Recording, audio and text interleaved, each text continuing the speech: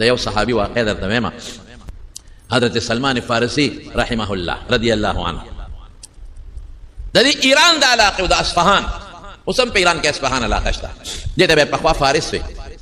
عراق او ایران دا یو علاقه وه، یعنی جدا جدا بصره ځان له وه، کوفه ځان له وه، اصفهان دا ځان له ولایتونه، یعنی ځان له ګورنرۍ وي، خو دې ټولو ته به فارس وي. دا عراق پخوا فارسیانو، دې به فارسۍ کې خبرې هم کولې. دا وروستو عرب لاړل او هلته کې اوسېدل. حضرت علي رضی الله عنه دارالخلافه هم یوړه، ډېر عرب لاړل نو دې ژبه بیا عربي وګرځېدل، یعنی دا اصل مخکې فارسیان. دې پخپله وایي زه د اصفهان کې د یو کلي اوسېدونکی وم او زه د پلار نیازبین بچی وم او پلار مې مالدار و پټی یم او پلار مې بت پرستو آتش پرستو د اور عبادت به کوه. اوس هم په دې ایران او په دې اصفهان علاقه کې بعضې آتش پرست شته، هغوی اور بلې او د اور عبادت کوي. او زما پلار په هغه آتش پرستۍ کې هغه حد ته رسېدلی و چې د هغه آتشکدې نګران و، لکه د جومات مشر چې وي،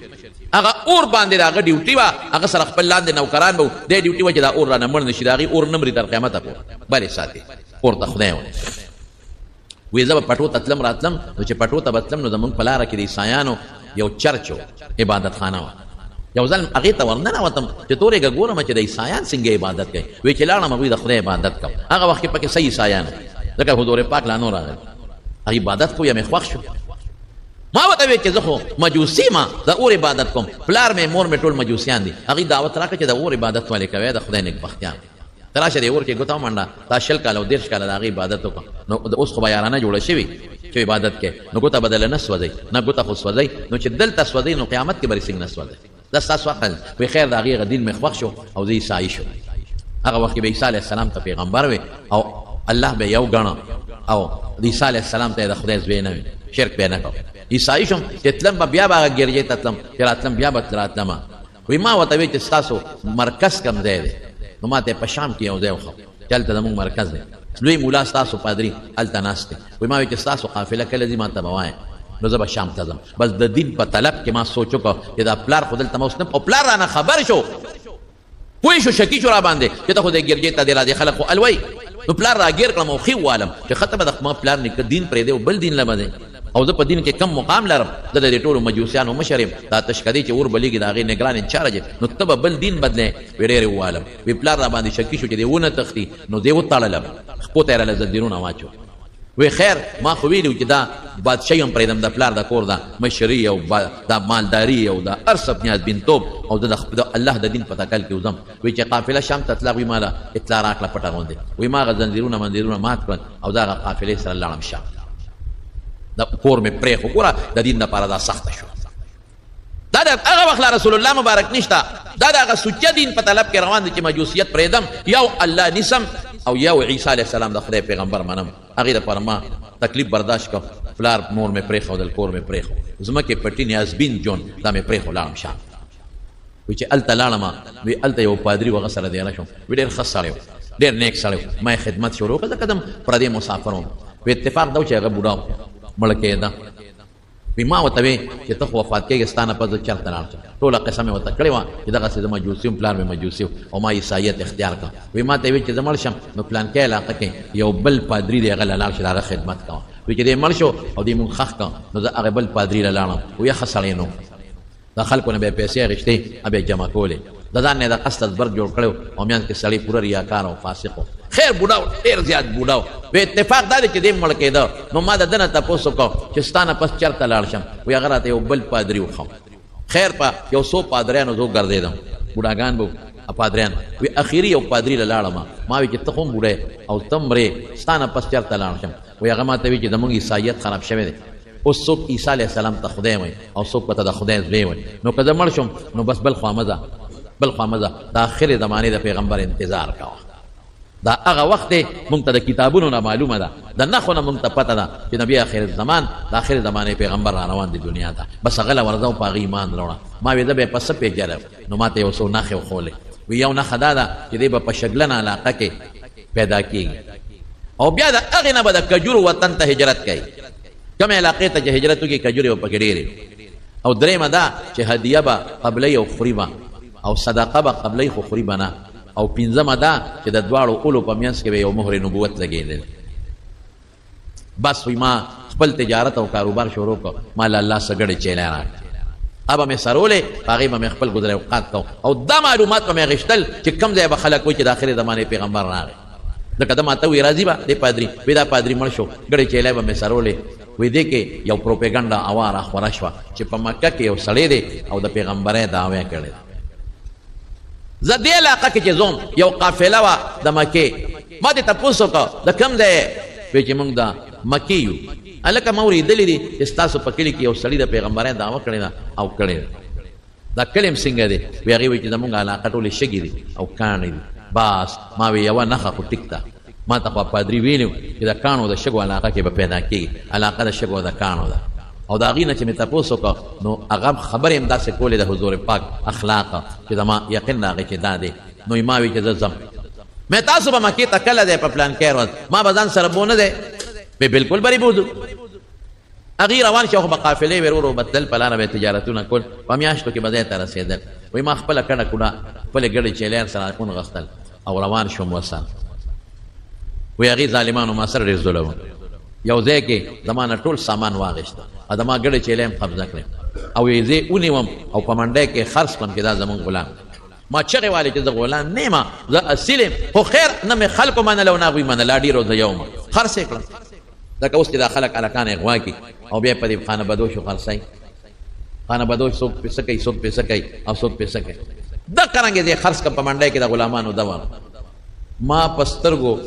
اوښ کې قلارې نه شوې جړه مې شروع کړه چې خدایه داس کم ازمایش کې ګیر شم خدایه ما خو هغه باطل دین پرېښو او سوچه دین مې اختیار کړ او ما خو زه به د آخرې زمانې پیغمبر له ځان رسوم اوس خو پردې غلام یم اوس خو نشم غلام تښتېدی به هم نه شو چې کوم غلام به وتښتېد مړکو به اوس خو زه ته تښتېدی هم نه شم خپل اختیار هم د غلام نه چې مالک به ورته وي ودره دې کور نه نوته به ګنې نه به وته او خدمتونه به یې پرې کول خدای د بادشاه ژوند رانه لاړ د پلار نیازبین ژوند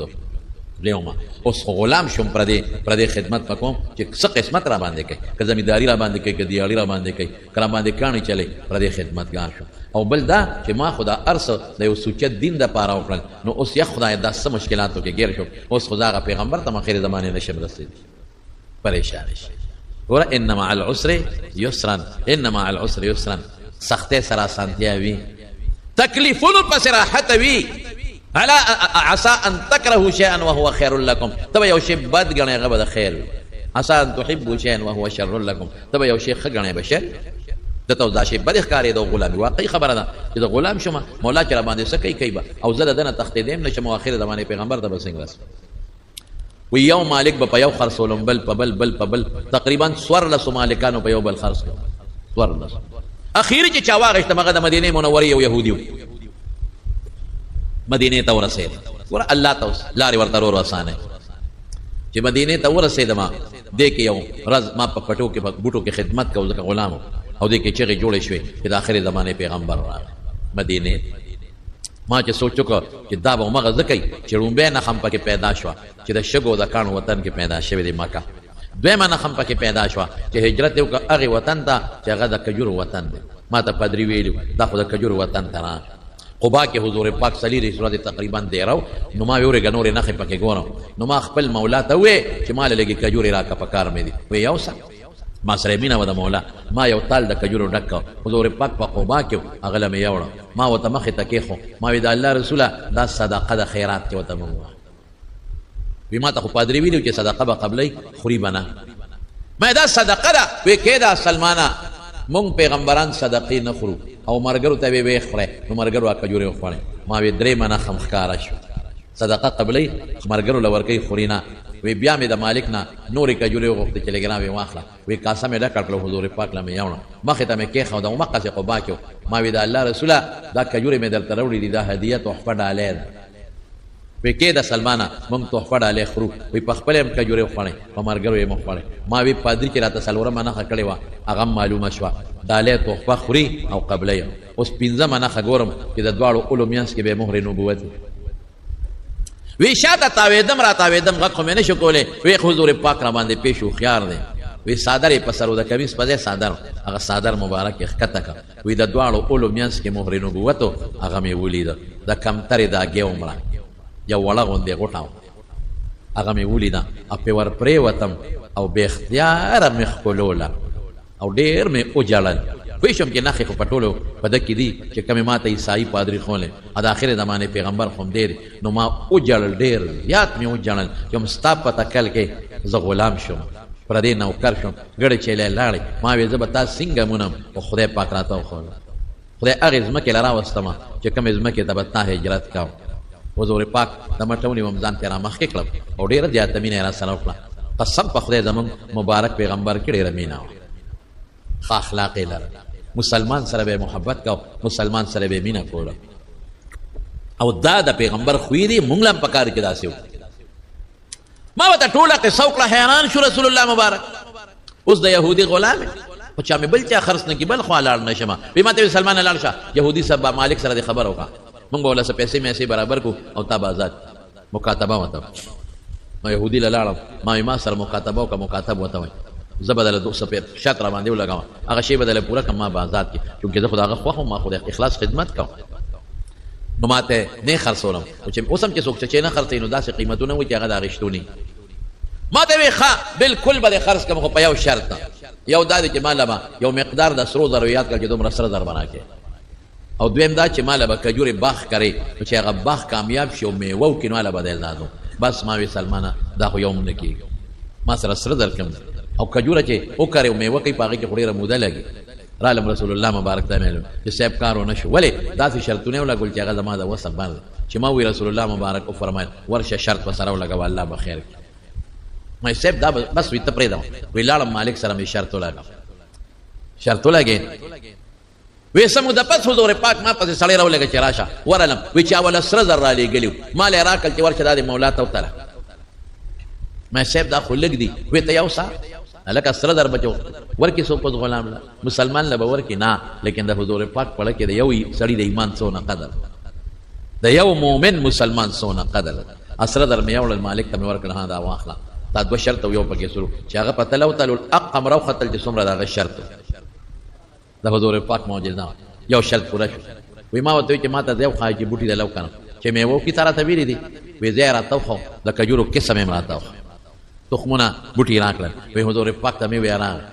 وی په خپل مبارک لاس په هغه ځای کې هغه کجورې خخې کړې وی کله ټولو کجورو میوه وکړه بغیر د دوه بوټو نه ټولو میوه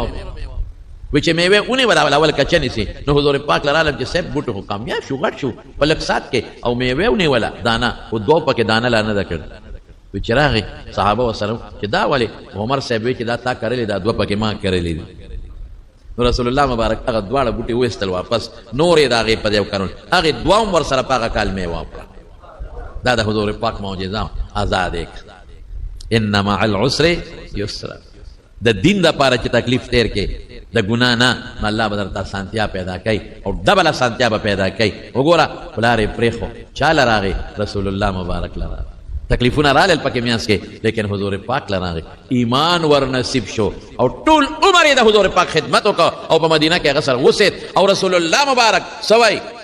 د سلمان په شا یې لاس کېښود یو ځل یې وفرمایل ان تتولوا یستبدل قوما غیرکم ثم لا یکونوا امثالکم وی که تاسو د ایمان ته شا کړه صحابو ته وی وی تاسو په دې به خدای بل قوم راوړي ستاسو په شان بني ستاسو نه بخي صحابه وی چې زمونږ په دې بل قوم الله را لېږي به څوک د سلمان فارسي په شا یې لاس کېښود وی دی به یو د قوم وی دی به او د قوم وی او یک دین سوریا ستوري ته ورسېږي سوریا ته لناله رجال من فارس دا سلمان فارسي ته او د فارس علماء ته اشاره ده که ستوري ته ورسي سوریا ته د دې سلمان دا قوم به واپس راکوس څومره لویه مرتبه خدای پاک ورکړه اوهو